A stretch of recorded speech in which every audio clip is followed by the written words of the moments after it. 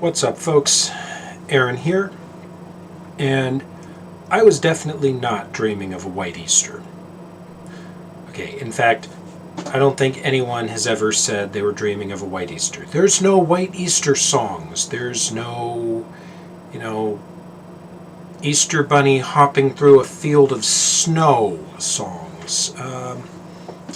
No, Easter is in the spring. It's not supposed to be snowing. But it's South Dakota, so that's what we got. Pretty much waking up Easter morning to several inches of fresh new snow. Yay! I think I've threatened my kids that if they don't behave, I'm going to make sure that they have white eggs, and I'm going to throw them outside in the yard and they can go look for them in the snow. They mostly behaved better after that. Anyway, I'm a little bit frosty about the weather, literally frosty about the weather, because middle of the week it was like 70 degrees, it was gorgeous, it was great midweek long run, all that good stuff.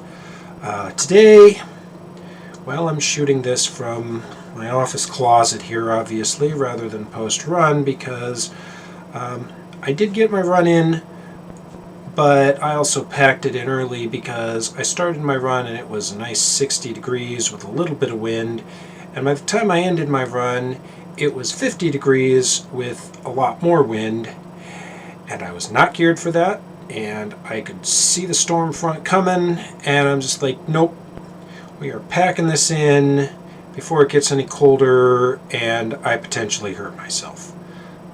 Long runs are important. Not getting hurt is more important. So hopefully by next weekend the weather will have ticked up a little bit and I can do my 18 miles. So yes, running training going pretty well. Just finished a really good book too. I think I've talked about it a little bit before, Running with Joy by Ryan Hall. As a runner who has obviously kind of come late in life, relatively speaking, to the whole running thing, I haven't read a lot of running books, to be honest. Like, he talks about,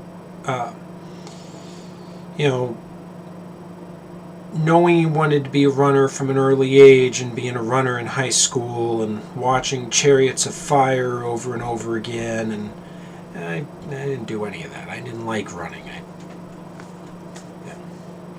So anyway, I'm starting to get more into the philosophy of distance running and reading what some of the top flight distance runners have to say about it. I find it really interesting because so much of running, as I'm finding out personally, and obviously these folks already know from much longer experience, so much of distance running has less to do with how your body is conditioned. I mean, that's obviously a part of it, but there's so much of it that's going on up here. You can't run 26 miles without a big chunk of that being here and here. One of the things that Ryan Hall says that I love this, I've told this to my daughter, I love it, I hope I get to this point in my own running, is the idea that you run the first 20 miles of a marathon with your head, according to your training plan, and the last 6.2 miles, which is a 10K, you run with your heart. Just everything that's left in the tank, you just go. That's where I want to get.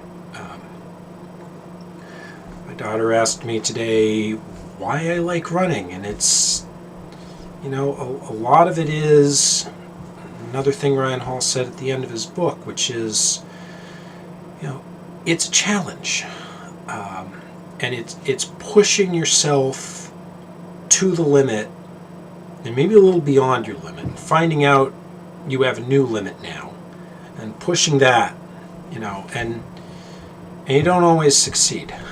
I've had runs where I just bonked, and top flight runners especially, I mean, they have really bad races, and sometimes they follow it up with a winning race. It just, sometimes you got it, sometimes you don't, is kind of the bottom line. But I love this idea that part of distance running is finding those limits and pushing them. And I know I've got a lot more I can push.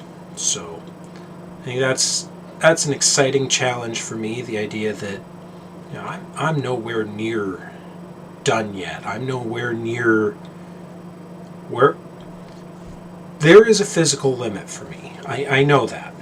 I'm never going to run a 2 hour 10-minute marathon. I doubt I'll ever break 3 hours in a marathon. Maybe sometime, but who knows? But I mean, real talk. I'm on the wrong side of the age curve, and I started late. So at some point, you get a little bit slower with age, and your body just accumulates more miles. At some point, that's going to catch up to me, and this upward slope that I'm on right now, at some point, that stops, more or less. And I'll probably start, on a little bit of a decline from that point on. But you know what? I'm nowhere near that yet. I don't know where that plateau is. And I've got a good hunch that when I think I'm at that plateau, there's probably still farther I can go. So I'm not anywhere close to done. I feel like I've barely started. And I'm turning 40 here pretty soon, but I'm honestly pretty excited. I am hitting 40 in better shape physically, emotionally, spiritually than I was when I hit 30.